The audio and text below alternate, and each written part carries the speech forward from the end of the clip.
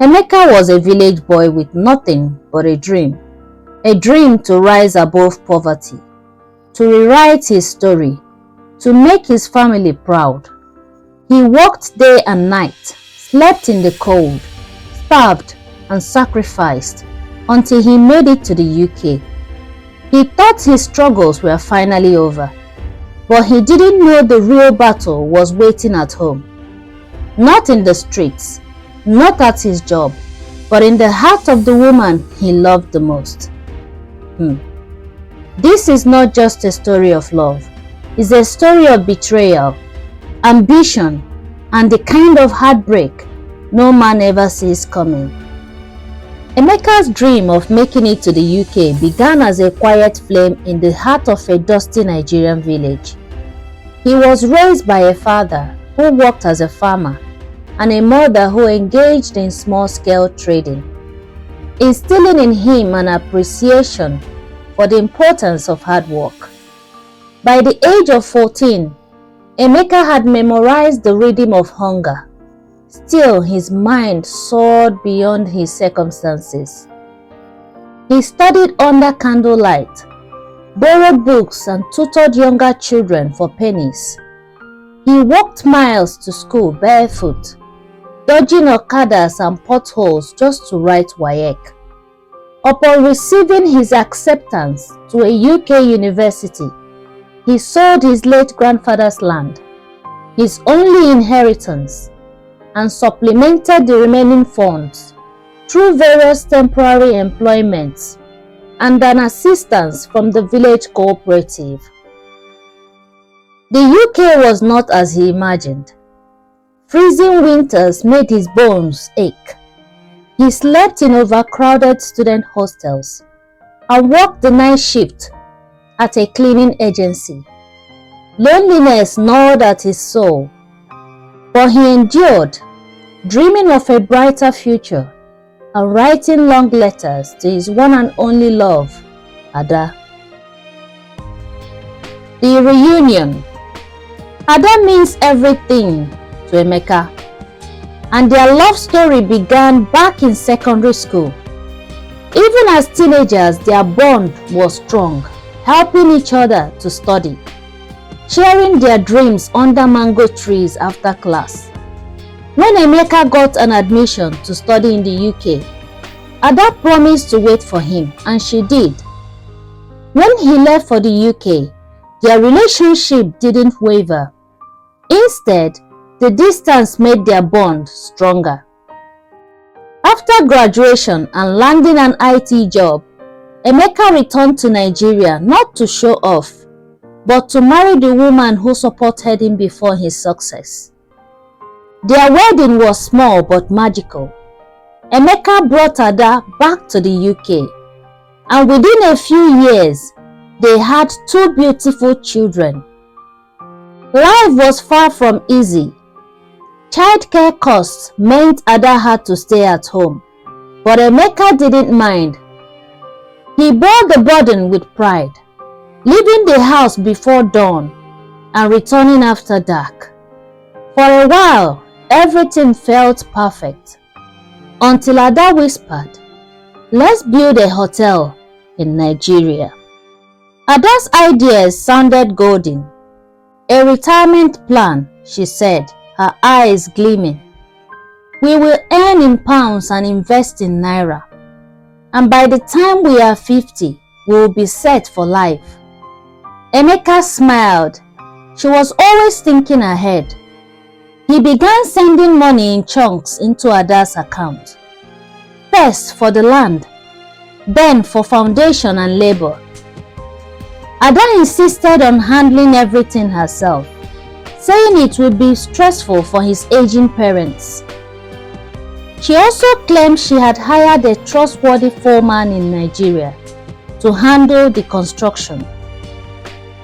She regularly forwarded Emeka videos and photos from the site via WhatsApp updates she insisted were real. But soon, things took a strange turn.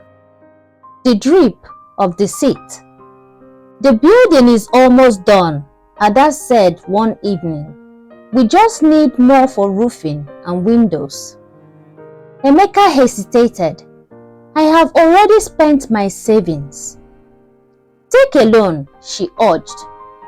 We will pay it off fast once the hotel opens. Against his instincts, Emeka borrowed £12,000, but just before he signed the final papers, Ada dropped another request. Can you also sponsor my brothers to the UK? His heart skipped. What? They are struggling back home, she said. Bringing them here could help the entire family. Emeka shook his head. I am about to go into debt for our project. Let's do one thing at a time. She expressed her disapproval and responded, in that case, please disregard the matter. But Ada wasn't one to forget. 6 months later, Emeka received a shocking news. My brothers got UK jobs, Ada chipped. They are arriving next week. What? I didn't file for them.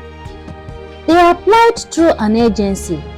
A surprise, she said, but her eyes didn't match her excitement.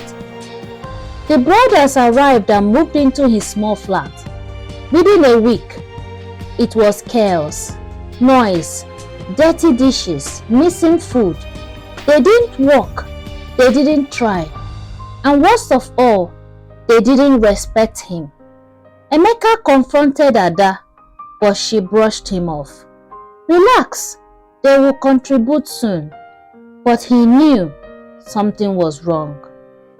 The call that broke him. It was a rainy Thursday when Emeka's phone buzzed. It was his younger brother, Ugonna. Papa has collapsed. The doctor said he may not last a week. Heart racing, Emeka flew home. While he was there, he decided to visit his in-laws. At his in-laws' house, Ada's mother hugged him warmly. God bless you for helping your in-laws. Sponsoring all 3 of my sons, you are a good man. All 3? He echoed. Yes, so didn't Ada tell you? His breath caught. 3! She smiled. Eh? She even paid for the sponsorship offers to obtain UK visas for them. That loan you took, may it never bring you shame. The room appeared to be rotating. Ada had used the hotel money, not just for her brother's visas, but for fake job sponsorship and forged applications. There was no hotel. There never had been. When Emeka returned to the UK, Emeka was no longer the same man. He stepped into his house like a soldier entering enemy's territory. The walls seemed to laugh at him. The flat smelt of betrayal. Ada greeted him like nothing happened. How is Papa? She asked casually. He stared at her for a long time before growling. Get your brothers out, now. She folded her arms. What's the big deal? Nigerian men sponsor their in-laws all the time. Don't act brand new. His fists clenched. You lied to me. You stole from me. Ada rolled her eyes. I did what I had to do for my family. That word family snapped something inside him. In a moment of blind rage, he slapped her. She fell against the couch. Shocked, neighbors heard. Someone called the police. Within 20 minutes, Emeka was handcuffed and taken away. His children watching from the stairs, crying. The fall from grace. In jail, Emeka sat with his head in his hands. His job was gone. His family torn apart. The woman he once adored, now speaking to divorce lawyers and child services. He wasn't just facing jail term.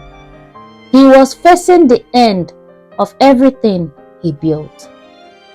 The moral of the story: love without wisdom is a trap. Trust without truth is a weapon. Never hand over your dreams to someone just because you love them. Verify, question, protect your peace, because not everyone who walks beside you walks with you in heart. What would you do if the person you trusted the most was the one who ruined everything you built?